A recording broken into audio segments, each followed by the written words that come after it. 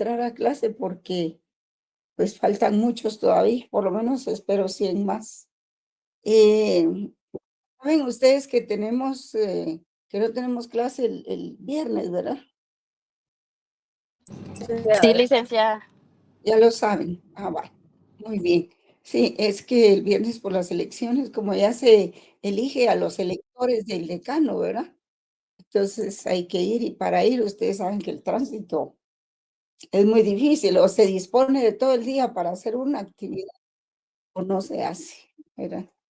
La otra cosa es el examen. Tenemos el examen el 25. Ustedes ya lo saben también, ya lo vieron en la plataforma. Y este semestre específicamente ha sido muy, o particularmente ha sido muy accidentado. Empezamos tarde y tenemos muy poco tiempo para los exámenes. Así que, pues hay que tomar el tiempo y el ritmo, ¿verdad? No queda otra que hacerlo. Y tienen que leer, pues, los documentos que yo les he dado, no sé cómo están con su léxico. Eh, ¿Saben ustedes qué es la epistemología? ¿Podrían dar una definición? En fin, aunque los exámenes que yo voy a trasladarles van a ser sumamente sencillos, porque realmente no ha habido mucho tiempo para las. Así es de que yo les voy a escribir, les voy a poner un examen para que ustedes localicen conceptos y definiciones. O sea que no tienen que escribir nada, solo localizar entre conceptos y definiciones. Nada más que yo pienso que ese tipo de exámenes ustedes ya los han realizado. No será la primera vez, ¿verdad? Y tomando en cuenta, pues, que introducir a los estudiantes al tema de la filosofía es un poco difícil. Primero, pues, la mayor parte de nada, ¿verdad? Es que considerando realmente que las circunstancias, ¿verdad? Pues, no es que yo quiera o que espere filósofos, por supuesto que no.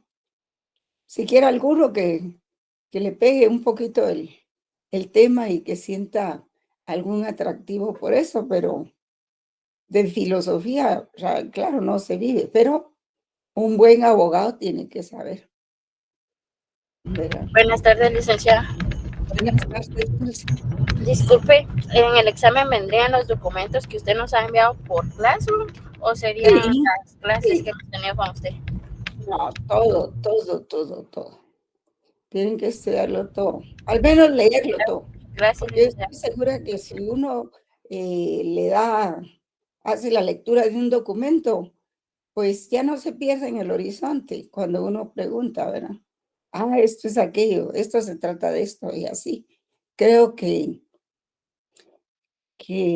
pues leer en un documento las cosas, leerlo en otro y leerlo en otro, porque a veces los documentos que yo les envío son repetitivos. No es que les esté enviando el mismo documento, pero como son corrientes filosóficas, diferentes autores repiten más o menos las mismas corrientes. Pero hoy vamos en lo que llegan los otros 100. Hoy vamos a trabajar, no, mis diapositivas no las comparto, eso sí no. No las comparto porque están incompletas. Yo hablo un montón sobre una filmina y ustedes lo que van a encontrar pues serán 2 renglones o un renglón. Entonces, además, lo que hacen los alumnos que estudian en las filminas ya no estudian en los libros. Y un profesor, un abogado tiene que estudiar en libros, en libros.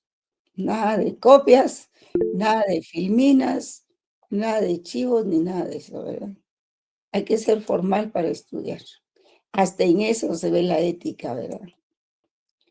Y yo he visto con agrado que la calidad del estudiante actualmente ha mejorado mucho de lo que teníamos, por lo menos hace 3 años, ¿verdad?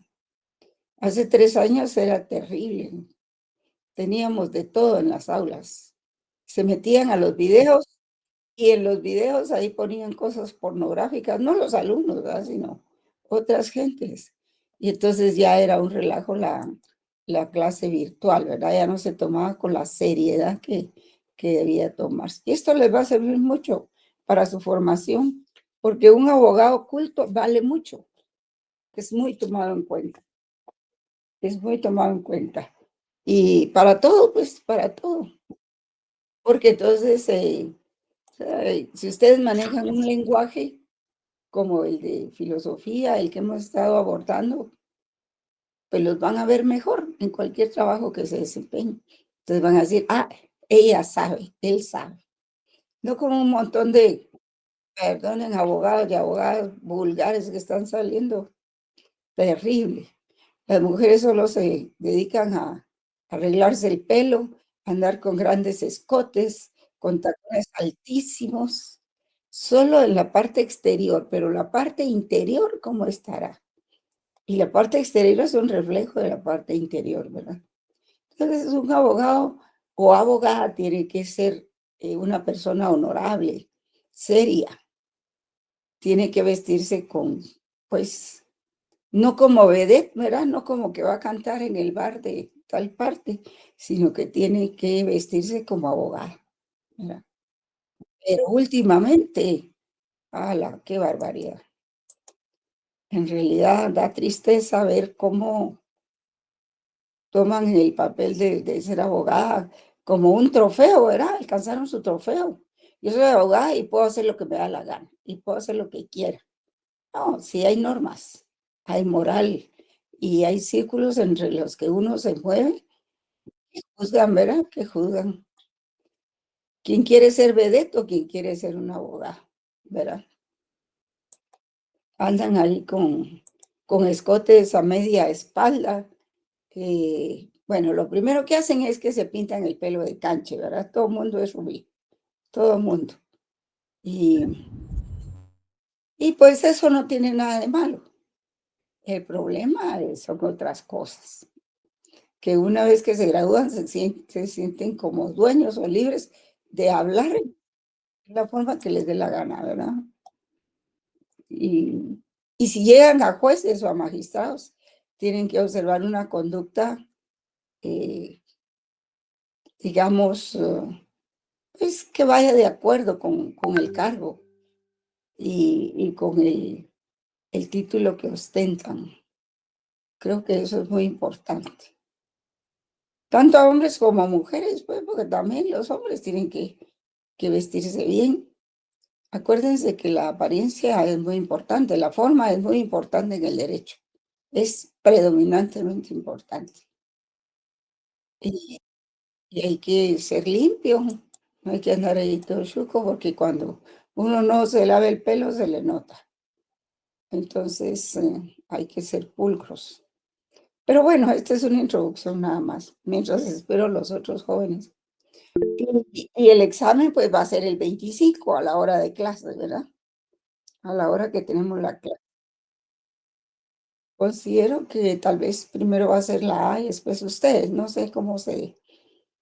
Lo cierto es que el 25 es día martes, ¿verdad? Pero me imagino que está el examen nuestro.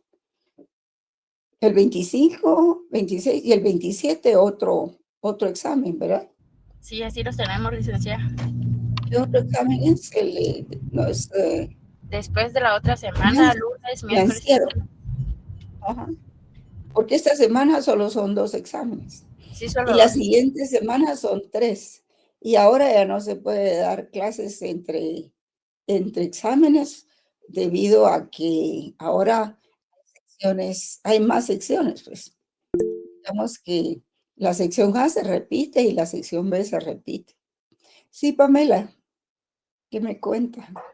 Buenas tardes, licenciada. Con una consulta con referente a lo del trabajo en grupo, Ah, sí, sí.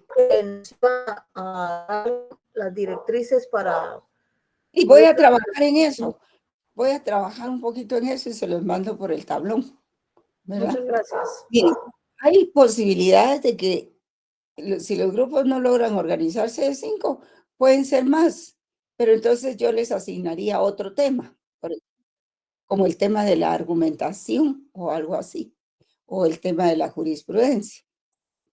Entonces, también se puede arreglar así, si en caso es difícil conseguir la sentencia.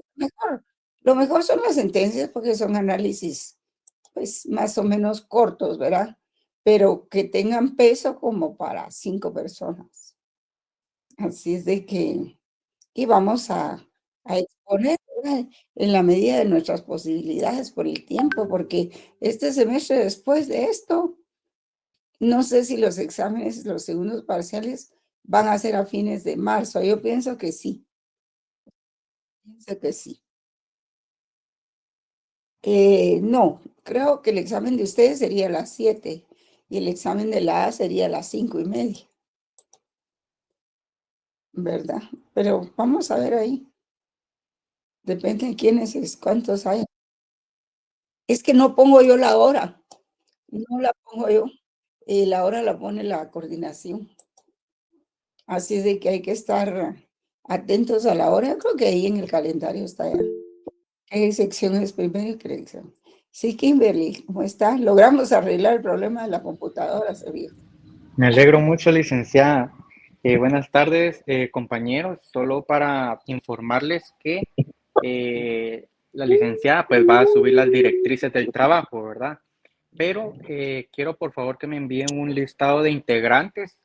Eh, el correo se los voy a poner en el grupo de WhatsApp que tenemos de la sección para que por favor pues consignen sus datos, nombre, carnet y la sección, por favor. ¿Qué te regañaron? Qué jóvenes. Te voy a revisar. Perdón, compañera Andrea Judith Sánchez, puede apagar su micrófono. Están dando directrices y no podemos escuchar. Gracias. Sí, bueno, escucharon lo que dijo el compañero Kimber, ¿verdad?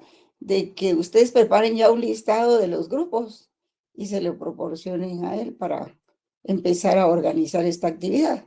Porque como les decía el otro día, si ustedes no están listos para hacer el trabajo y no lo entregan, pues hago el examen sobre 40 y queda eliminado el trabajo, ¿verdad? Y si la sección H sí hace su trabajo y la sección B no lo hace, pues entonces a la sección B le aplico el examen de 40 puntos, ¿verdad?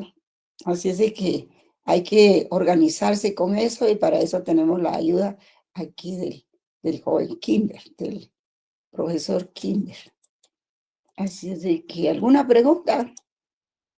Ahora o nunca. ¿Qué va a entrar en el examen? Bueno, pues las 2 primeras unidades. Vamos a terminar hoy. Hoy vamos a terminar la segunda unidad. Miren, uno puede extenderse en el semestre todo lo que quiera con estos temas. Verdaderamente uno puede hablar mucho de la historia, de la filosofía, pero no es ese nuestro propósito, ¿verdad? Vamos a hablar un poco del derecho como ser, porque tiene mucho que ver con la ontología, ¿verdad? Cómo se originó, qué corrientes fueron las primeras que abordaron este tema, cómo le fueron dando forma a lo que era eh, el- la ciencia de la filosofía, cómo se derivó la filosofía del derecho, cómo se trata el concepto del derecho, a qué escuelas responde, por qué hay tantos conceptos, por qué hay tantas corrientes, en fin, y cómo se fue acrisolando durante la historia, ¿verdad? Porque ese es el ser del derecho, eso es lo que vamos a estudiar. Y ahí tendríamos el primer examen parcial. No se preocupen, el examen, pues, es accesible. Sí, Dora. Dora Esperanza. Buenas noches, licenciada. Disculpe, yo solo tengo una duda. ¿Habrá alguna posibilidad de que se habilite algún otro classroom para quienes no hemos podido unirnos, ya que yo he intentado y creo que habemos varios que no pudimos unirnos al oficial, porque realmente somos muchos y ya cuando pudimos, queríamos ya estaba todo lleno, entonces sí. Estaba todo lleno, sé que son bastantes porque yo creo que por eso tronó mi micrófono y la computadora, que eran muchos, pero al menos eso me dijo el técnico. Pero yo pienso que sí, ¿verdad, Kimber? ¿Usted qué piensa? Yo de eso no sé nada. Sí, licenciada, si gusta puedo crear otro Classroom para que los compañeros que no lograron unirse, pues se incorporen y pues ahí mismo les estaría reenviando el material que usted compartió. Ah, muy bien. O sea que todo el material no lo han recibido todos. No todos, licenciada, porque cada Classroom tiene la capacidad de 225 o 250. Entonces, teniendo en cuenta cuántos alumnos hay asignados, creo que se pasa de los 300. Ah, bueno. Y después del primer examen van a hacer más. Después de no, perdón, de las asignaciones extemporáneas van a hacer más. María Purísima, pero bueno, ya estoy acostumbrada a tratar con grupos grandes. Entonces, sí, jóvenes, ustedes Gracias, acaban de licenciada. ir, nos va a hacer el favor de crear otro. Muchas gracias, Kim. Sí, su ayuda realmente es valiosísima, Kimber, en estas situaciones. Sí, Marco Antonio Rosales. Buenas tardes, licenciada, un gusto saludarla. Gracias, igualmente. Importante mencionar que aquellas personas que ya están asignadas a un Classroom, para que los compañeros que no se hayan asignado no se vuelvan a asignar, que a veces Pues sí, sucede eso y hay que hacer la salvedad, ¿verdad? Para que no se vuelvan a asignar cuando manden el código, los que ya están asignados pues sean conscientes y no se asignen al otro Classroom, ¿verdad? jóvenes, por favor, déjenlo libre. Quienes ya tienen su asignación en este Classroom, pues están salvados, están bien. Y dejen el campo libre para los demás. Acuérdense que vienen las asignaciones extemporáneas y no nos vamos a dar abasto cuando eso se dé, ¿verdad? Así de que sí, la sugerencia de Marco Antonio es muy atinada. Así de que les ruego que la observen, ¿verdad? Bien, vamos a admitir a estos últimos compañeros y empezamos a trabajar el tema.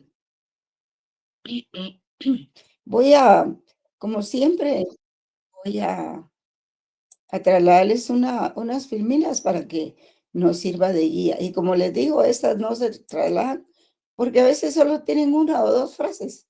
En realidad no les sirve. Si no, empiezan a estudiarme solo las filminas y entonces no entienden el examen. Bueno, qué bien, todavía alcanzamos.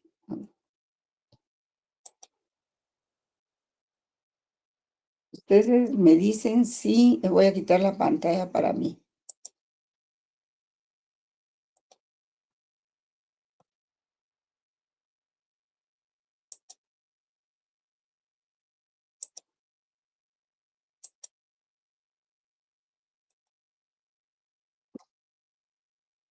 Muy bien, ahí estamos. Aquí estamos.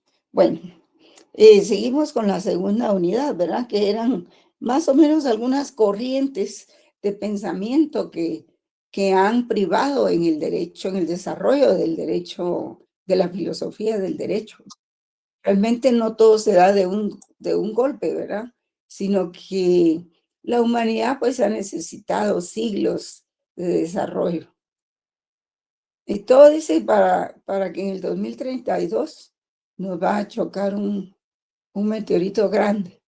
Pero bueno, igual tenemos que trabajarlo. Entonces, en esta segunda unidad del programa vamos a continuar con el desarrollo del curso. Vamos a iniciar con esta parte de las corrientes filosóficas, como lo es el justnaturalismo, porque pues lo que estamos haciendo nosotros ahora es partir de la concepción que tengamos entre el ser y el pensamiento, que nos conduzca al problema del origen del del universo. Y esto es un problema ontológico, jóvenes. Y esta es una de las, digamos, ¿qué podríamos decir? Es una de las rutas que podemos tomar para estudiar el fenómeno jurídico del derecho, ¿verdad? Como un fenómeno universal. ¿Por qué es universal? Porque se da en todos los grupos sociales, en todos, aunque sean primitivos, siempre se da. Y entonces, también este desarrollo está constituido por una dimensión sociológica que nos permite ubicar al derecho en los planos del tiempo y del espacio. La primera opción era el ser y el pensamiento, ¿verdad? Que nos conduce al problema del origen del universo, y que es un problema ontológico. Y la segunda ruta pues está constituida por la dimensión sociológica que nos permite ubicar al derecho en los planos del tiempo y del espacio de una realidad social determinada. Ustedes se recuerdan cuando platicamos sobre las corrientes las formas de tener acceso al conocimiento del derecho, ¿verdad? Hablamos de los idealistas y hablamos de los materialistas, ¿verdad? Normalmente, pues, vamos a hacer uso de las dos rutas, pero fundamentalmente seguimos la de la experiencia material, ¿verdad? O sea, de los materialistas. Entonces se dice por ahí de que la ciencia del derecho pues, no está en los edictos de los pretores ni en las leyes de las 12 tablas, sino que está en el seno de la filosofía precisamente. Y el problema fundamental que tratamos de enfocar es el que se plantea establecer el carácter de la relación que existe entre realidad objetiva, o sea, ¿qué es la realidad objetiva? La naturaleza o mundo exterior y el pensamiento, o sea, la conciencia o el espíritu. Y ese es el problema fundamental de la filosofía, ¿verdad? Y ese problema fundamental radica precisamente en esa cuestión sobre el carácter propio de la relación que existe entre el pensar y el ser, entre lo espiritual y lo material. Pero este es solo un prólogo introductorio, ¿verdad? La filosofía es muy antigua y es la más antigua de las ciencias. Digamos que la separación de la filosofía en filosofía del derecho ha sido, no es que ha sido reciente, pero sí hace algunos siglos, ¿verdad? Y porque hay muchos sistemas filosóficos, sobre todo a partir del movimiento social que ocurrió después de la Edad Media, en que se dio el Renacimiento, y se dio el renacimiento de todas las ciencias y de las artes. Y se dice Renacimiento porque antes todo estaba controlado por la Iglesia. Llega un momento en que la Iglesia pierde su poder y entonces se da paso a todas las formas de pensar, todos los estudios científicos, y entonces todo se vuelve medible y pesable, ¿verdad? No se puede hablar de una ciencia si no se ha comprobado las dimensiones, el peso, las medidas, el volumen, y así es como nacen ciencias como, por ejemplo, como la física, ¿verdad? No digo metafísica porque metafísica es algo espiritual, como la física, como la química. Antes habían alquimistas, ¿verdad? Y eso dejó su huella para los futuros químicos. Y entonces, dentro de toda esa maraña de conocimientos, se trata de conocer las respuestas que ofrecen todos esos sistemas filosóficos o el modo en que responden diferentes filósofos a la cuestión del fundamento de la filosofía. Entonces, el problema fundamental siempre de la filosofía, que es la relación entre el ser y el pensamiento, está muy íntimamente ligada con el problema ontológico, ya se lo había dicho, ya que se refiere a la explicación acerca del origen del ser, es decir, acerca del origen del mundo, del universo y de todo lo existente. Y pues respecto a este problema, las respuestas son muchas, ¿verdad? Dando lugar a las tendencias filosóficas de pensamiento que aún dividen a los seres humanos. en que algunos son idealistas y otros son materialistas. Y esto viene desde hace mucho tiempo y continúa sobre nueva tecnología. Entonces, cada corriente pues le imprime eh, la resolución del problema de la relación entre el ser y el pensar, ¿verdad? Pues la corriente filosófica idealista básicamente busca, tiene una tendencia que trata de dar respuesta al problema del origen del ser, fundándose en factores de carácter espiritual, concediéndole primacía al pensamiento, a la conciencia, a la razón, al espíritu o idea, ¿verdad?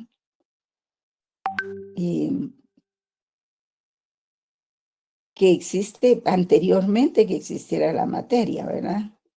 Y pues resulta que de acuerdo a esa concepción no científica del mundo, la realidad objetiva procede del pensamiento, la razón, el espíritu o idea, que para los creyentes es identificable con un ser supremo superior, perdón, un ser superior denominado Dios, ¿verdad?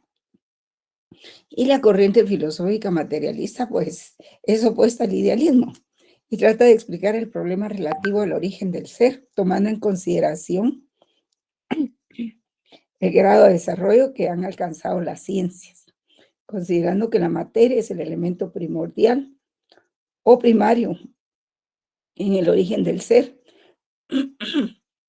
y concibe la materia como la categoría filosófica que se constituye en una realidad objetiva, independientemente de nuestro pensamiento. Esto quiere decir que, por ejemplo, el sistema planetario existe en el espacio y del cual somos parte. Lo creamos o no, lo miremos o no, eso existe independientemente de nuestra conciencia. Y de eso se trata, pues, el materialismo, ¿verdad? Que su palabra, en palabras latinas, significa sustancia, en donde se ubican los filósofos que piensan que la materia es lo primero y la conciencia es producto de la materia. Eso ya lo habíamos hablado. Dicen que la materia es eterna y no puede ser creada. En el universo no existen causas sobrenaturales o del más allá, ¿verdad? Simplemente uno se muere y ahí se acabó todo. Y pues siempre la conciencia es un producto de del cerebro, pues es un producto del desarrollo de la materia, porque el cerebro se ha desarrollado enormemente, ¿verdad? En los seres humanos que ha alcanzado cosas inimaginables. Nada más el lenguaje, fíjense ustedes, el lenguaje y el pensamiento. Y entonces uno se pregunta, ¿qué desarrolló el pensamiento o el lenguaje? ¿Qué fue el motor de desarrollo para tener un lenguaje? ¿El pensamiento? ¿O fue al revés? El lenguaje desarrolló el pensamiento. Eso, pues está por verse, ¿verdad? No todas las respuestas las tenemos. Pero digamos que, ¿qué vinculación tiene con todo eso el derecho? Perdón, pero el derecho pues es una creación del desarrollo social y se constituye en un objeto susceptible de captarse en toda su realidad plena. ¿Quién lo capta? Pues el que está conociendo el derecho, el sujeto cognoscente, ¿verdad? Y por eso es de que nosotros utilizamos la teoría del conocimiento para conocer el fenómeno del derecho. Y entonces, también por medio de la filosofía podemos explicarnos el origen y la orientación del derecho, ¿verdad? Bajo esa doble perspectiva que nos brindan el idealismo y el materialismo. Entonces, ustedes pueden ver ahí una filmina, perdón. Es que en la medida que se humedece el tiempo, también me afecta la garganta. Entonces, Hay diversas explicaciones que los teóricos idealistas han formulado acerca del origen del derecho, ¿verdad? Pero todas van convergiendo en un mismo punto. Eh,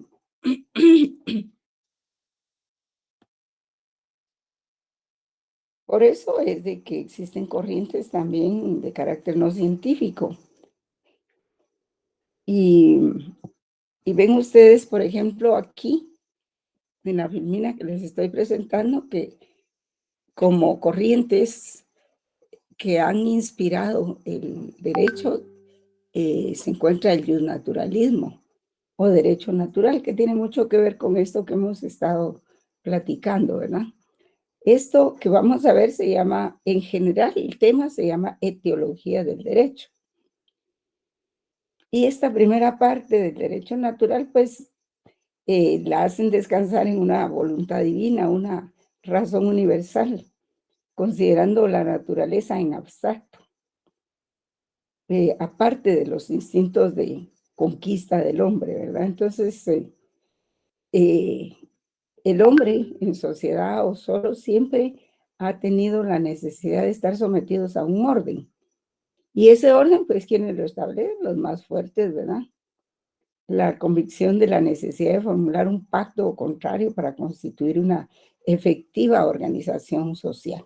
Un compromiso para la conservación de la paz y la búsqueda de un instrumento mediante el cual sea posible la reconciliación en los conflictos. Y estos planteamientos, pues, son diversas manifestaciones de lo que en primer lugar se conoció como derecho natural, que en torno a este concepto giran varias explicaciones no científicas acerca del derecho, ¿verdad? Y entonces, por ejemplo, está el derecho natural antiguo, el derecho natural moderno, podríamos decir, el derecho natural posmoderno, hasta que llega un momento en que algunos dicen que desaparece, pero no es así, no desaparece, sino que reaparece. Entonces, hay algunos filósofos en el derecho natural antiguo, ¿verdad? Por ejemplo, en la antigua Grecia estaba Heráclito y estaba el sofista Hitias, que hizo una distinción entre derecho escrito y derecho no escrito. Eh, Luego tenemos a Sócrates, ¿verdad? Que afirmó su fe en una justicia superior y predicó el respeto a las leyes, tanto a las escritas como a las impuestas por los dioses, decía así. Y años más tarde, Platón, discípulo de Sócrates, pues consiguió la existencia de una idea eterna de justicia, según la cual cada persona y cada clase social estaban destinados a desempeñar una determinada función en la sociedad y a ocupar un lugar preconcebido dentro de la organización de dicha sociedad, ¿verdad? También dentro de ellos se puede incluir otros pueblos de épocas más antiguas todavía, como los medos, los babilonios, los hebreos, los egipcios y los chinos, ¿verdad? Que ya desde entonces manifestaban su creencia en un derecho natural, tal como lo revelaron sus escritos. Y pues a semejanza de Platón, Aristóteles aceptó la existencia de una ley de la naturaleza. Formuló una diferencia entre la justicia natural y la convencional en su obra que se llama Ética Nicomaquea, porque Nicómaco, perdón, era de Aristóteles, hijo de Aristóteles, y él le dedica algunos escritos a su hijo, ¿verdad? Y decía que la parte que es natural tiene la misma autoridad en todas partes y es independiente de la opinión. Y entonces, como pueden ver ahí, el justnaturalismo surge como una corriente del derecho muy importante. Constituye un sistema filosófico basado en la naturaleza, pues en lo que surge espontáneamente, ¿verdad? Luego se conformó como una doctrina, siempre considerada considerando el derecho desde un punto de vista natural, que surgió de un principio de origen divino, identificado con un ser supremo, Dios. Y para entonces, pues no era el Dios, nuestro Dios, ¿verdad? Había muchos dioses en aquel tiempo. Por ejemplo, estaban los dioses griegos y los dioses romanos, que fueron las sociedades que existían por excelencia, ¿verdad? Entonces ellos se basaban en que el derecho tenía un origen divino y ese origen divino era identificado en los seres supremos como Dios, ¿verdad? No como el Dios que hemos conocido a través del derecho canónico de los sacerdotes, ¿verdad? Entonces, el derecho natural era el principio de la razón del hombre y que era también la conciencia del hombre. ¿Por qué? Porque ahí se hacía basar la justicia.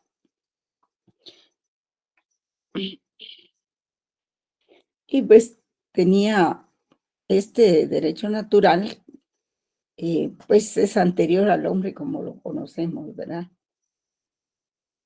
Decía que era más antiguo que la antigüedad, ¿verdad? Es intrínseco a la naturaleza humana, que es universal, porque se da en todos lados, es objetivo también porque todas las sociedades lo practican, y es eterno, es inmutable, ese era el derecho natural. ¿Y cuál era el valor fundamental del derecho natural, jóvenes? A ver si logran identificarlo.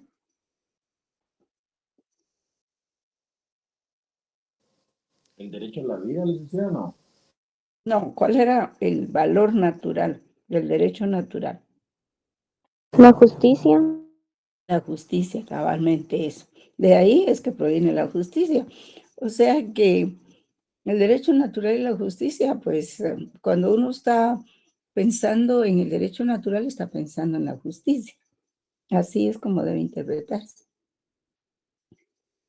Y entonces, también dentro de esta historia que les estoy relatando a 1000 pasos por hora, pues también existía dentro de todo eso un panteísmo, ¿verdad? Que era identificado con Dios. Existía un filósofo que le llaman Zenón, ¿verdad? Que decía que el derecho natural era la ley de la razón misma. Y así pues la razón era considerada como por los estoicos, porque los estoicos fue una época muy importante, porque ellos defendieron mucho el cristianismo, murieron, se dejaron torturar, sangraron y todo por defender su fe. Así como se miran en las películas, ¿verdad? Probablemente fue más difícil. Y entonces los estoicos consideraban que la razón era la esencia que subyace en el origen del derecho y la justicia.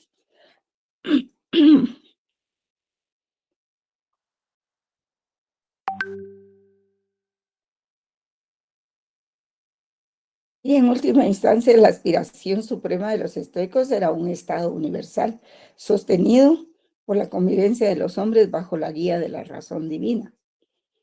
Y tal situación, pues, decían, existió en una edad de oro, época muy remota de la humanidad en que se realizaba, pues, el ideal de un derecho natural absoluto y que se vivía bajo un espíritu de libertad e igualdad entre los hombres. No existían las clases sociales en ese momento, ¿verdad? Ni existían las nacionalidades ni la esclavitud y pues los bienes eran comunitarios.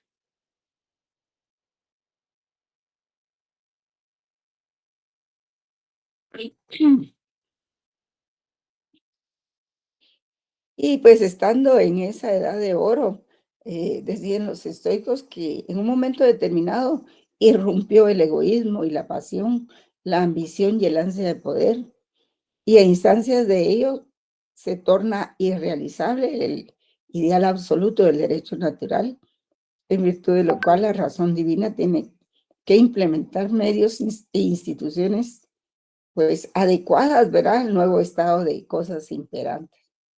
Y así surge el gobierno, que no existía el gobierno, surge la propiedad privada, surge también el Estado, surge el matrimonio y surge la patria potestad.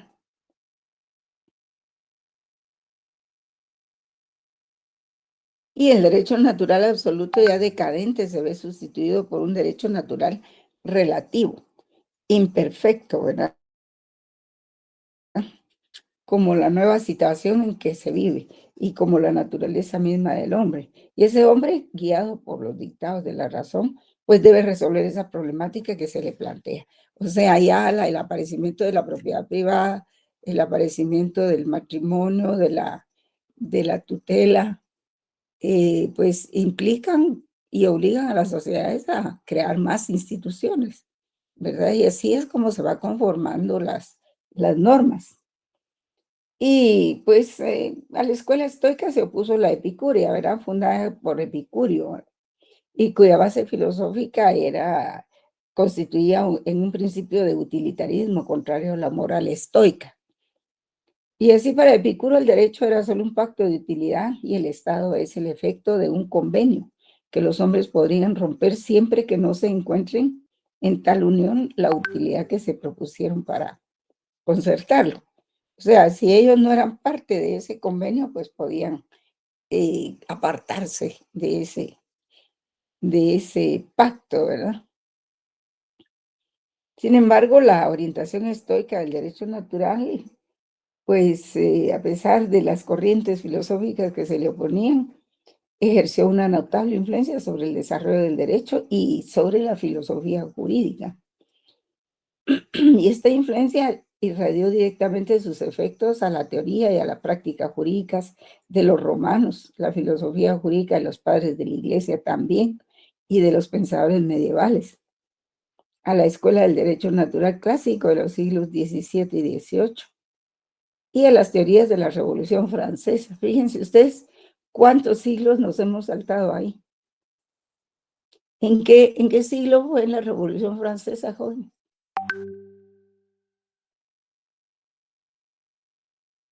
A ver, consulten sus libros, ya hicieron su léxico, porque muchas de las palabras que han visto se las voy a preguntar en el examen. Así es que tienen que hacer su léxico. Pues sí, ¿en qué siglo fue la Revolución Francesa? En el 18, licenciada.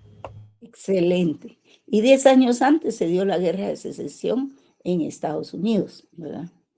Guerra que le sirvió como de ejemplo para la Revolución Francesa. Y prueba de ello, pues, constituye algo que vamos a ver aquí.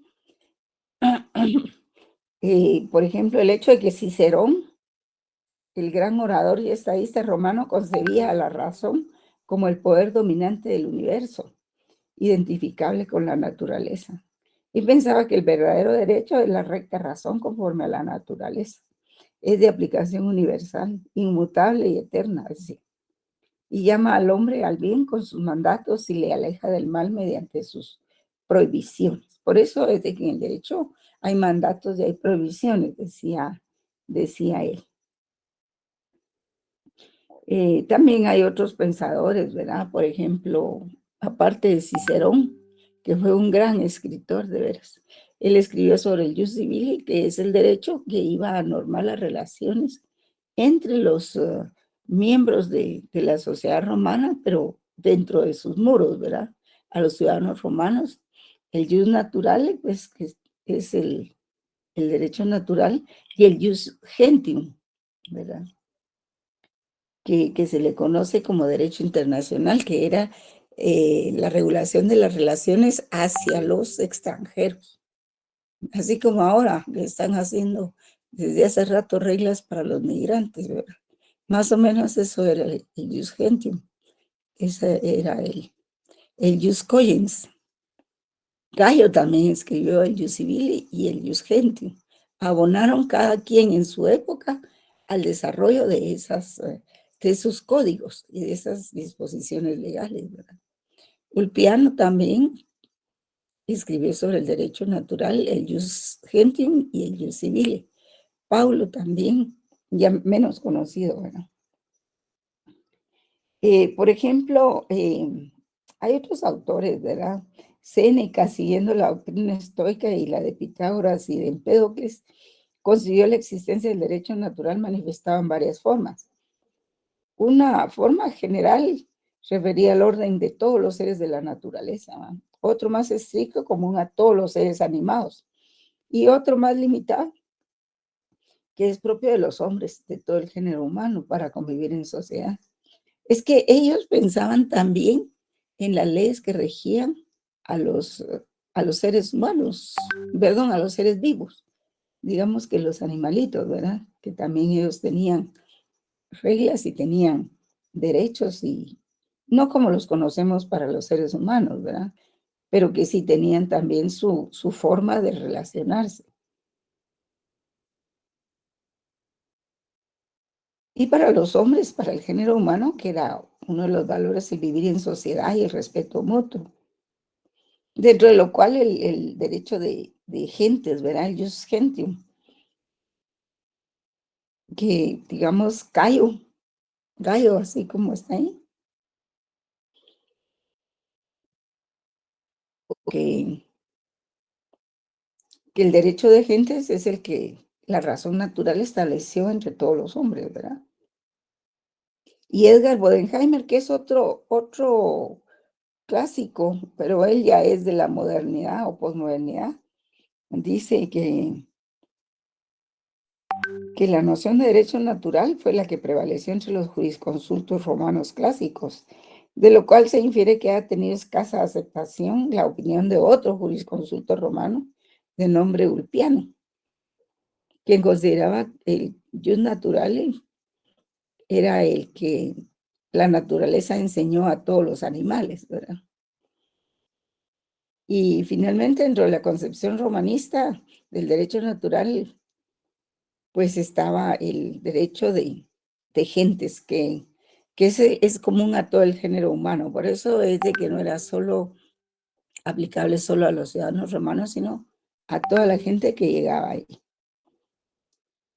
Y tanto los griegos como los romanos, pues eh, en los criterios de esos autores se forjó dentro del contexto del modo de producción esclavista, régimen económico que se caracterizó por las relaciones de producción que se basaban en la propiedad privada, sobre los medios de producción y sobre los esclavos mismos, y siendo considerados estos últimos como instrumentos parlantes. Los esclavos, ¿verdad? Eran considerados no como personas, ni como seres humanos, sino como instrumentos parlantes. Imagínense ustedes cómo habrán sufrido, sin derecho alguno, y sometidos a la más cruel explotación. Y por tanto, por eso las relaciones de producción esclavistas eran reguladas por un cúmulo de leyes que les negaban la calidad de personas y por ende de ciudadanos a todos los esclavos. Imagínense ustedes cómo era de difícil esa situación, ¿verdad?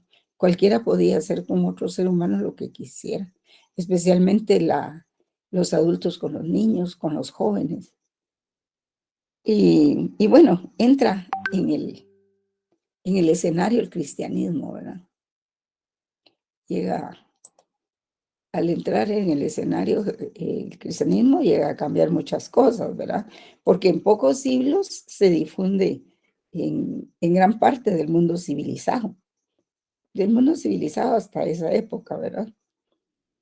Y eso produjo una tremenda transformación en la concepción del derecho. Y pues el derecho en esas circunstancias de esclavitud y todo eso, pues da un viraje notable hacia lo que es la teología, por supuesto, y su institución correspondiente, que es la iglesia, ¿verdad? Esa concepción religiosa del universo, precedida por las ideas de los padres de la iglesia, a la luz de lo que predica el Nuevo Testamento, pues va a ejercer su imperio durante 12 siglos, desde los siglos del 4 al 15. Y así dentro de ese marco conceptual, la filosofía jurídica, entre otras ramas científicas, se ve imbuida de las doctrinas cristianas. La Iglesia, una institución omnipotente, en ese momento histórico concibe la naturaleza del derecho bajo un fuerte influjo aristotélico y estoico, ¿verdad? Y pues sí, porque los cristianos preferían morir, torturarse y todo eso a tirar su fe, ¿verdad? A deshacerse de su fe o a renunciar a su fe.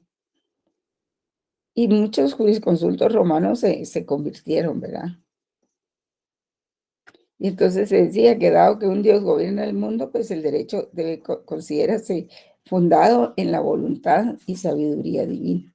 Y el concepto de derecho natural, adaptado a las doctrinas de la Iglesia, pues ya aparece como un poco desvinculado de la naturaleza, es decir, del universo físico, y se ubica en el plano de la espiritualidad. Y así reviste el carácter de un derecho divino revelado, en contraposición al derecho humano. Y esta etapa dogmatizada, ¿verdad?, de la historia, se inscribe dentro del periodo que conocemos todos como la Edad Media. Y por eso aparece ahí San Agustín con el derecho natural y Santo Tomás de Aquino. Saben ustedes que San Agustín de Hipona, pues, era un fraile franciscano y él sostenía doctrinas sobre la concepción del derecho natural absoluta y decía que la creación del Estado era originada por el pecado del hombre. Y en esta etapa entramos a lo que se conoció también como modo de producción feudal, cuando las sociedades empiezan a deshacerse ya, a salir de la esclavitud y les ofrecen pues pagarles los señores que tenían el dominio de las tierras, les ofrecen pagarles en cosechas y que les van a dar tierra para ellos, para que la puedan cultivar. Entonces, mucha gente dejó sus trabajos, es decir, la esclavitud o se escapó o fue vendida, qué sé yo, para inscribirse en el modo de producción feudal, ¿verdad? Que yo creo que eso ya lo conocen ustedes, que era trabajar a cambio de tierras y de cosechas. Y entonces se iba buscando la justicia en otra forma de producir, ¿verdad?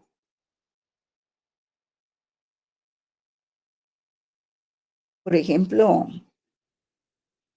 hay otro fraile muy importante que no solo San Agustín, sino San Ambrosio, ¿verdad?, para quien lo fundamental del derecho natural lo constituía la caridad. Y esa noción viene a sustituir algunos elementos incluidos en la concepción del derecho que maneja Cicerón, ¿verdad? Pero los personajes importantes que destacaron en esta etapa fue San Agustín, San Isidoro de Sevilla y Santo Tomás de Aquino y Francisco Suárez. Entonces ellos son los que elaboran la primera Biblia escrita, ¿verdad? Y, y pues la Edad Media es un lapso histórico llamado así por los humanistas, que comprende desde el año 476 antes de nuestra era, y en el que cae el Imperio Romano de Occidente cuando el rey de Italia depone a Rómulo Augusto, el último emperador, hasta 1453 en que se produce, 1453, fíjense jóvenes, en que se produce la caída del Imperio Romano de Oriente con la toma de Constantinopla por los turcos. Y luego viene Constantino, y él decreta que la religión cristiana es la oficial. Imagínense ustedes qué cambio, ¿verdad? Porque cae el Imperio Romano de Oriente con la toma de Constantinopla por los turcos. Y algunos historiadores consideran que este periodo se prolonga hasta el año 1492, cuando se dan los famosos viajes de Cristóbal Colón. Ya no digo el descubrimiento de América, porque el doctor Enrique Dussel, que es un gran filósofo, dice, no hubo tal descubrimiento de los españoles. Aquí los españoles lo que vinieron a hacer fue un encubrimiento de toda nuestra cultura, porque ya las sociedades mayas, aztecas y toltecas y todo eso ya estaban con un estado conformado perfectamente. Y entonces los españoles vienen y vienen a cambiar las instituciones, la religión y todo, pero ellos ya tenían todo un estado desarrollado, ¿no? Entonces tiene mucha importancia, pues, imagínense ustedes, casi que cae el Imperio Romano cuando se dan los viajes de Colón a América, ¿verdad? Y en ese entonces, pues el modo de producción era feudal, porque había una propiedad parcial de la tierra respecto del campesino siervo, ¿verdad? Pero también se dio una lucha de 100 años en Alemania para acabar con el feudalismo. Fueron 100 años de guerras.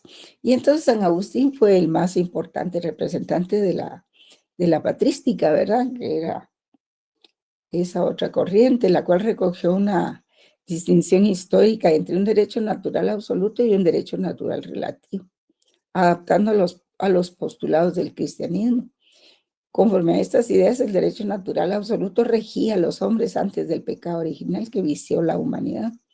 Y el derecho natural relativo surgió como un sistema de principios jurídicos adaptados a la naturaleza humana. Surgió como un sistema perdón, adaptados a la naturaleza humana después de la caída del pecado original que derivó en la obligación del trabajo y con ello la institución de la propiedad. O sea, el pecado original consistía en el aparecimiento del trabajo realmente, ¿verdad?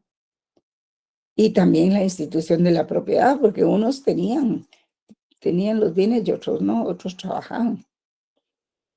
Y la aparición de la pasión sexual después del pecado exigió las instituciones del matrimonio y la familia. El crimen de Caín surgió la necesidad del derecho y de la pena, del derecho penal. La fundación del Estado por Nemrod dice que fue el comienzo del gobierno, porque cuando surge el Estado, pues también surge casi al mismo tiempo que el derecho, ¿verdad? Y vamos a ver la relación entre ellos dos. También la confusión de lenguas que se produjo cuando los hombres trataron de construir la Torre de Babel. Bueno, todos son historias religiosas, ¿verdad? De la Biblia, que motivó la división de la humanidad en nociones distintas, en naciones distintas. El ultraje de Caín sirvió como justificación de la institución de la esclavitud, y así la propiedad privada, el matrimonio, el derecho, el gobierno y la esclavitud se convirtieron en instituciones legítimas del derecho natural relativo. Porque cuando llega Santo Tomás de Aquino, él ya no dice que el Estado es producto del pecado de los hombres, sino él dice que el Estado surge porque hay una necesidad en las sociedades de constituir ese ente, ¿verdad? Y así es como el derecho natural, que era absoluto en San Agustín, se vuelve relativo en Santo Tomás, que él creó muchas escuelas, y por eso esa época se le llama la escolástica. Vamos a ver, voy a ver ahorita qué es lo que quiero. Entonces, digamos que la iglesia fue obteniendo un poder, pero omnímodo, ¿verdad? Sobre todo. Vamos a ver quién quiere entrar o algo así. Ah, sí, vamos a ingresar a estos chicos. Espero que ya no haya nadie más.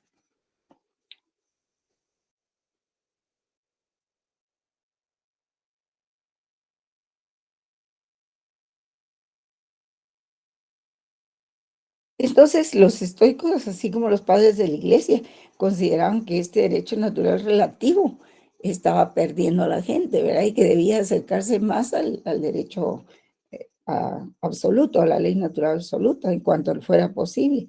Y consideraron que esa misión debía desempeñarla la iglesia. Entonces, Agustín destacó eh, en el periodo de transición entre la antigüedad clásica y la época medieval, es decir, en el lapso que media entre la decadencia del modo de producción esclavista y los albores del modo de producción feudal, eh, en sus doctrinas influyen notablemente los postulados del derecho natural absoluto, haciendo descender del pecado al gobierno, al derecho, a la propiedad privada y a la civilización. Pero como hemos dicho ya, San Agustín es el más connotado de los padres de la Iglesia y en su sistema teórico distingue tres categorías de leyes: la ley eterna, la ley natural y la ley humana. Y la ley eterna, pues transcrita en el corazón del hombre por medio de la ley natural, con el objeto de que conserve en sus costumbres la imagen de las ideas morales que le fueron comunicadas. Y esta ley está de tal modo escrita en el corazón de los hombres que ni la misma iniquidad puede borrar. En cuanto a la ley natural, San Agustín dice que es la ley íntima, ley interior, de la que el hombre trata con frecuencia de vivir, teniendo como misión la ley exterior para hacerle volver a ella. Y su carácter de inmediata evidencia explica que sea común al género humano. Ningún hombre que tenga uso de razón desconoce totalmente, por caído que esté, los preceptos fundamentales de la ley divina, pues la naturaleza los escribió en su corazón. O sea, lo que se trata de decir es que la justicia todos la conocemos, sepamos leer o no, sepamos escribir o no, habremos leído la Biblia o no, todos sabemos, la llevamos en sí, sabemos lo que es la concepción de la justicia. Aunque ahora se le han dado diferentes apellidos al valor de la justicia, ¿verdad? Y lo intimida, esa ley que tiene en su corazón, a no hacer a otro lo que no quiera para sí, ¿verdad? Y finalmente, respecto a la ley humana, esta debe inspirarse en la ley natural, pues en caso contrario, pues carece de valor, ¿verdad? Y pues a él se le atribuye haber aportado la primera formulación de la teoría cristiana, ¿verdad? Con la que el derecho natural alcanza un decisivo desarrollo. 2 siglos más tarde está el eclesiástico Isidoro Sevilla, ¿verdad? Que afirmó que todas las leyes son divinas y humanas. Miren, jóvenes, lean eso que se llama Las Confesiones de San Agustín. Eso creo que está en internet y van a quedar impresionados realmente. Porque luego él como que renuncia un poco y luego pues hasta contrae matrimonio y tiene familia y todo, como que no es que se arrepienta, sino que pues hace un acto de contrición, ¿verdad? Con respecto a esas doctrinas que ha creado. Y Santo Tomás de Aquino también, figura cumbre de la escolástica, realiza una especie de conciliación entre los ideales cristianos y los hechos reales. Conciliación que se encuentra plasmada en el concepto de derecho natural relativo y que hace una fusión de elementos teocráticos y cristianos con la filosofía aristotélica y confluye en el pensamiento en 4 clases de leyes, a saber, la ley eterna, la ley natural, la ley divina y la ley humana. Más o menos las que afincaba el padre San Agustín. Y bueno, no les voy a ver todas esas leyes porque si no, no avanzamos. Y aquí tenemos ya la edad moderna, cuando ya se supera la edad media, que la iglesia pierde poder porque la iglesia tuvo su momento y su momento se llamó la época teocrática de la iglesia. Y entonces llega un momento en que el gobernante que es jefe de la iglesia, Enrique VIII, quiere divorciarse de María, su primera esposa, que era la española, y la iglesia cristiana no se lo permitía. Entonces llega otros, ¿cómo se llama? El, el protagonista del protestantismo y le dice que entonces que se desliguen de la iglesia cristiana y que crean otras iglesias como la anglicana, como la iglesia calvina y otras que crean ahí. Y entonces se inicia un movimiento en 1524 más o menos que se llama el protestantismo. El protestantismo no es ni más ni menos que la protesta contra los designios de la escuela, de la Iglesia Católica. Entonces él lo hace porque él es el padre de la Iglesia, el jefe supremo de la Iglesia, y todavía lo es, lo son en Inglaterra los reyes. Y pues rompe con el cristianismo y crea la Iglesia evangélica, ¿verdad? Y ese movimiento se llama el protestantismo. Y de ahí en adelante, pues todas esas iglesias son protestantes. Así se dice protestantes porque protestaron de los designios de la Iglesia Católica y se apartaron. Y ellas mismas que han creado sus propios celebraciones, los protocolos de las misas o como se llame ahora, ¿verdad? O los oficios, porque ya no se llamaban misas. Ya no creen en los santos, sino que sostienen otras creencias, ¿verdad? Entonces, la iglesia rompe, es decir, la iglesia pierde su poder por completo. Y ese es lo que se marca como la época en que se acabó la Edad Media y empieza lo que se conoce como la Edad Moderna. Precisamente porque si la iglesia perdió poder, entonces ya se podían.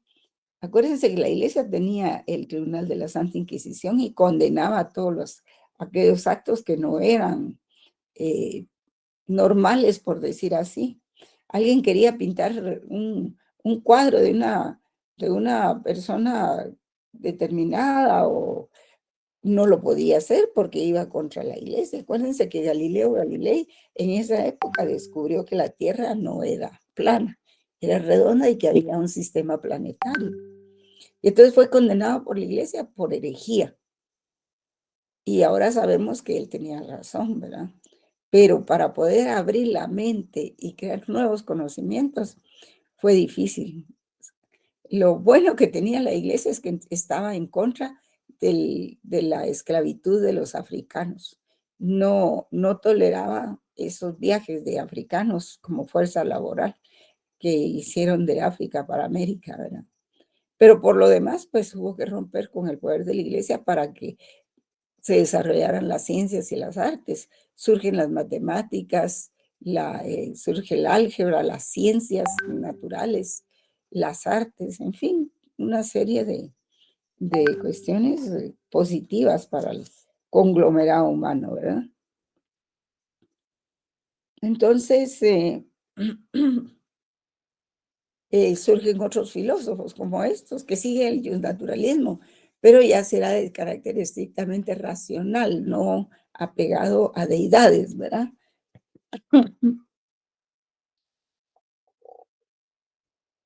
Hugo Grosio, que funda la escuela racionalista, que en un principio decía pues, que el derecho natural derivaba de un ser divino. Eso fue cuando tenía 20 años. Cuando ya tenía 40 años dijo que no, que la escuela racionalista era lo más importante y que también el naturalismo surgía también del desarrollo racional del hombre. Y Thomas Hobbes, pues, él nació en un estado de inseguridad de todo, creció entre gente muy violenta y que los niños y los adolescentes eran muy atacados, ¿verdad? También las mujeres. Y empezaron a pensar junto con Juan Jacobo Rousseau, Pufendorf, John Locke y otros filósofos que aquí aparecen en elaborar un contrato social. Pero Thomas Hobbes tuvo, digamos, el atributo de que ayudó mucho a separar las normas del derecho de las temas, normas morales y convencionalismo social.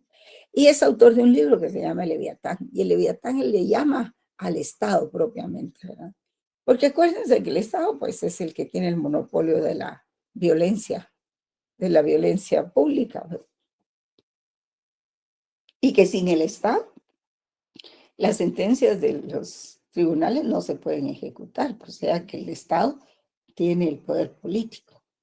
Y también John Locke, que defiende la idea del pacto social, Pufendorf, que defiende el estado de naturaleza del hombre, y Juan Jacobo Rousseau sobre todo. Juan Jacobo Rousseau, como les decía, y Hugo Grocio, escribieron como 14 libros sobre el principio de igualdad.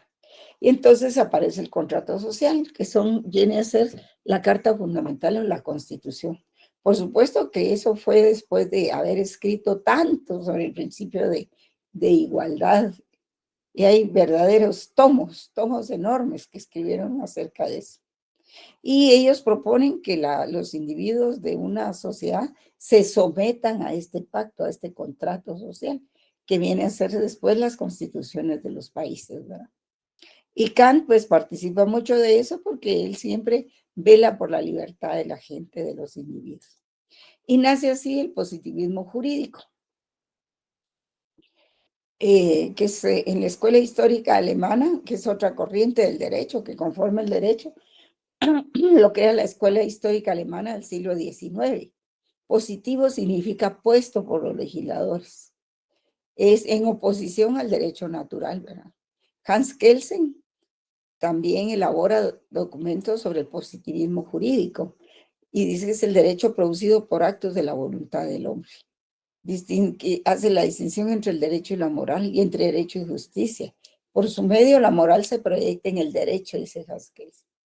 Y dice que el derecho de los legisladores debe corresponder a la exigencia política y jurídica y a la seguridad jurídica. Ahí es donde ya se van conformando, miren ustedes, los demás valores del derecho, no solo la justicia, sino la seguridad jurídica, sino también el bienestar social. Norberto Bobbio es otro famoso filósofo de la modernidad.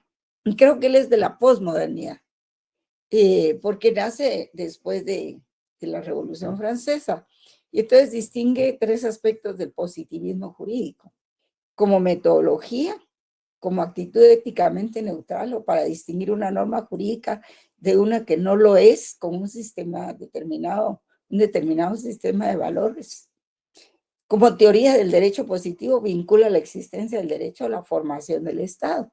Y en eso coincide Marx también, porque Marx dice que el derecho y el Estado surgieron al mismo tiempo y por las mismas causas. Y como ideología que dice que todo el derecho positivo es justo, solo por ser derecho positivo, sin importar su contenido, de si es justo o no. Y en esto sí, pues diferimos, ¿verdad? Porque el derecho no necesariamente que porque es derecho es justo. Y el instrumento idóneo para obtener ciertos fines como el orden, la paz y la seguridad.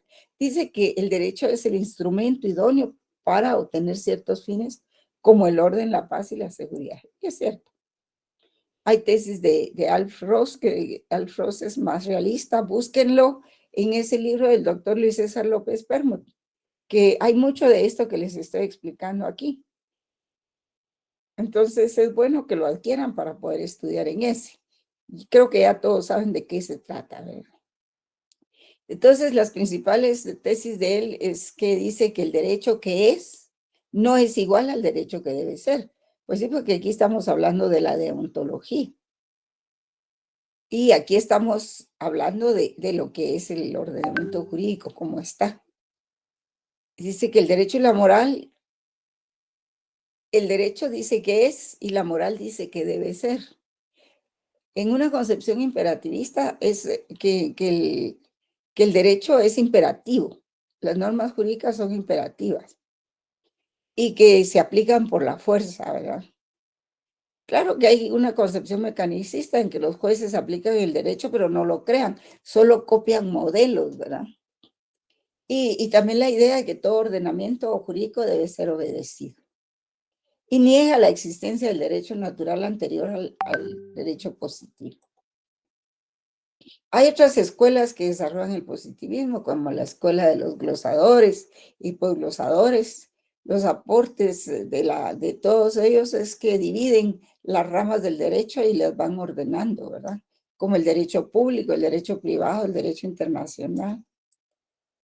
Surge la escuela exegética en 1789 y no es ni más ni menos que después de la Revolución Francesa, que es una excesiva fe en la razón y en el culto a la ley. Es parte de la Ilustración, pero todo el mundo ya solo confía en la ley y es una exageración. Entonces no se condiciona, no se considera ni el contexto en que se cometió un delito, por ejemplo, ni las condiciones sociohistóricas o antropológicas del juzgado, ¿verdad? Del sindicado. Y terminan con el derecho natural racionalista, pero no terminan, realmente no desaparece. Está también la escuela de la jurisprudencia de los conceptos. Pues surge la jurisprudencia, ¿verdad? Esto lo vamos a ver rapidito. Surge el marxismo, que con el Capital, cuando Marx escribe el Capital, pues él le lleva casi toda su vida escribirlo, ¿verdad? Y él aterriza en estos planteamientos, dice, el análisis de las sociedades se basa en la división de clases expuesta por el capitalismo, lejos de todo lo que puede pensarse en una sociedad justa. Dice que está el proletariado que produce riqueza a la sociedad, y este proletariado pueden ser obreros, operarios, pilotos, en fin. Y se divide ese proletariado ordinario, se le llama, a quienes consiguen trabajo todavía. Y lumpenproletariado, que los que están en la pobreza absoluta, como los inmigrantes, los mendigos, etc. Y todo eso tiene mucha actualidad, jóvenes. Y la burguesía que posee los medios de producción. ¿Qué son los medios de producción, jóvenes? Las fincas, los latifundios, las fábricas, las maquilas, todo eso. Y compran el servicio del proletariado para su explotación. Y sí dice que el Estado es el aparato político, económico y social de esta clase, y que el derecho es la dictadura de la clase dominante convertida en ley. Y vamos al estructuralismo, pues este es un sistema de organización estructural de los estados, ¿verdad? Que no piensa en la historia, ni en el derecho natural, ni en el derecho positivo. Es algo así como pensar en el derecho administrativo. Aquí está el presidente, aquí están los ministros, está la vicepresidencia, luego los ministros, las direcciones generales, las unidades, etcétera, etcétera, ¿verdad? Que eso es solo, pues el estructuralismo es una forma de organizarse, ¿verdad? Y es un método muy utilizado también para analizar el lenguaje, la cultura y la sociedad de segunda mitad del siglo XX. Y finalmente, pues tenemos lo que es la semiótica, que es la ciencia de los sistemas de comunicación dentro de las sociedades humanas. Es la ciencia que estudia la vida de los signos en la vida social. En derecho estudia el lenguaje jurídico. Su método busca comprender las prácticas culturales que implican significaciones culturales de diverso orden y qué leyes les son aplicables a estas. Y esta semiótica se divide en tres ramas: la semática, que estudia el significado de las palabras; la sintaxis o sintáctica, que estudia la conformación de las oraciones. Tiene mucho que ver con la lógica, ¿verdad? Que es la que conforma los argumentos, las proposiciones y todo eso. Y la pragmática, que es la aplicación, pues, de las instituciones del derecho a la sociedad. Pensé que no me iba a dar tiempo, joven. ¿Alguna pregunta? ¿O ya no están ahí? Bueno, ahí leen el libro del doctor Luis César López Permut. Él les va a dar mucha orientación sobre esta primera parte que vimos, ¿verdad? Porque ya no pudimos trabajar ni el derecho natural clásico o racionalista. Pues eso es para mucho tiempo, y nosotros con este sistema, este semestre estamos, pero cortísimos.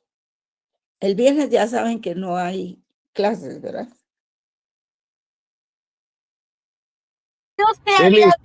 Sí, licenciada. ¿Verdad que no hay clases el viernes porque están las elecciones? Y con el tránsito, como está en Guatemala, no tenemos más remedio que o se hace una cosa o se hace otra. pero no como antes, que antes teníamos jornada, bueno, les estoy hablando hace 40 años. Teníamos jornada única, teníamos jornada doble. Uno podía llegar a almorzar a su casa porque trabajaba de 8 a 12. A las 12 se iba y tenía 2 horas para almorzar en su casa. Y de ahí regresaba a las 2 de la tarde a su trabajo y salía a las 6, ¿verdad? Maravillosa vida esa. Afortunadamente la pude vivir. Licenciada, Sí, sí. exordio a la filosofía del derecho sería del Luis César López Permon, el que no. Sí, les va a ayudar a toda esta primera parte. Ok, pero si ese es el libro, ¿verdad? Y aquí está bien. Miren, no se usa para todo el curso, ya no se usa para todo. Pero para esta primera parte sí se usa. Es este libro, ¿lo ven?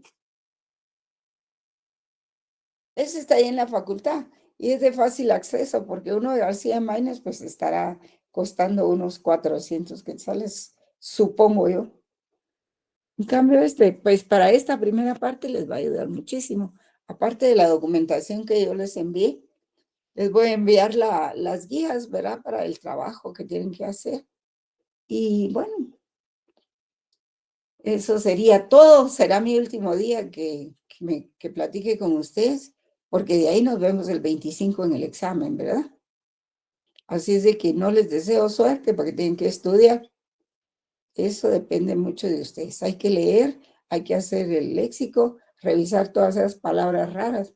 ¿Saben qué es epistemología? Si se los pregunto ahorita, no me lo van a contestar. Pero si leen ahí el libro y los documentos, sí lo van a hacer. Bien, jóvenes, ha sido un gusto trabajar esta clase. Nos vemos el martes, ¿verdad? Nos vemos el martes. Buenas noches, licenciada. Hasta pronto. Gracias, licenciada.